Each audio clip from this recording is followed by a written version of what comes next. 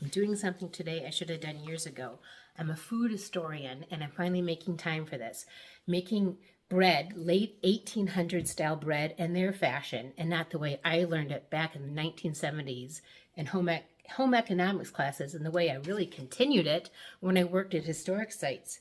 So yesterday I made the yeast, which made 2 quarts, and it had 2 potatoes, a quart of water boiled with a half a teacup of hops, like in beer, a tablespoon of sugar, 2 tablespoons of flour, and a teaspoon of yeast. Yep, I used a teaspoon of dry compressed yeast.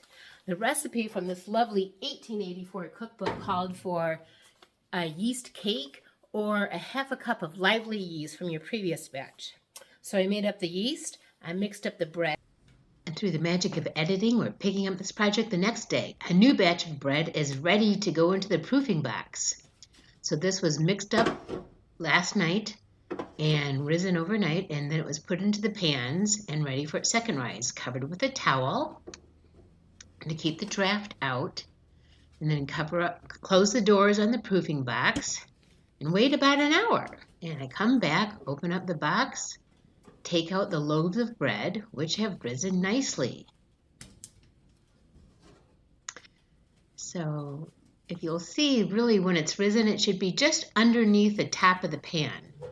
Into the hot oven, or moderate oven, and both loaves are going to go on the same shelf. It looks pretty good. It'll probably take about 30 minutes to bake, and I'll have to turn the pans a time or two while they're baking them. So here I am back. Let's open up the door, see what we get. Yeah, I didn't get in there and turn the first ones just right. I waited a little long. So the second loaf, it got a little too browned on one end. So I'm going to turn it out. Now when you tap the bottom of the loaf, if it sounds hollow, you know that it's done. So it looks pretty good. The rise is nice. It was a little overcooked, and here the loaves are on the cooling rack. And a picture of my Oven X pans from the 1930s or 40s. I just love these loaf pans. They're great. So they look okay. They tasted fine. So here we are with today's bake. I proofed it right, but then I overbaked a little bit. But I already cut off the first slice. I'll cut off another slice.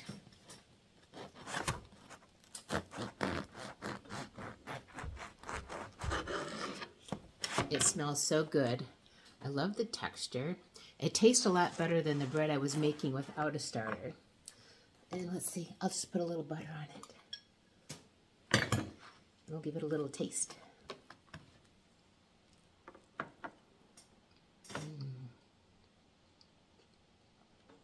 Very good.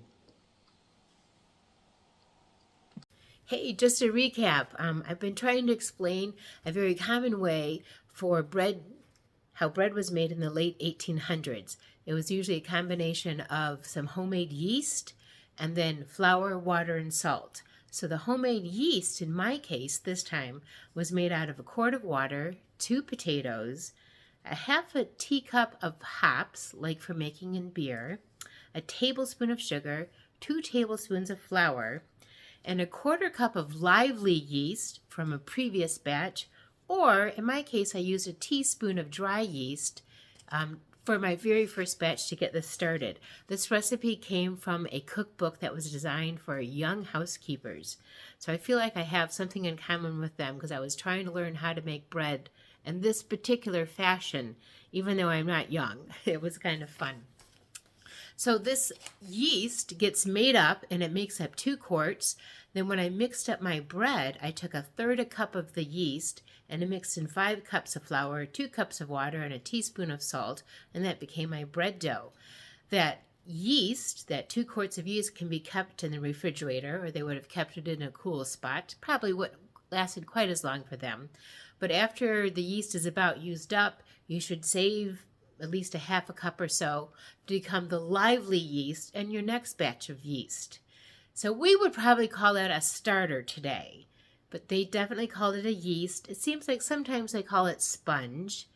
And when we say starter today, we often think of sourdough bread or a sourdough starter. and it's a whole other topic, but sourness in bread is something that most people in the 1800s don't want.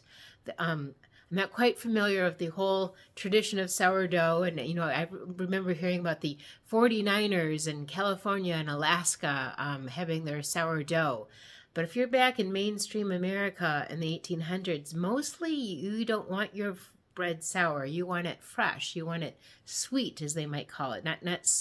Not sweet as in sugary sweet, but sweet as in the opposite of sour.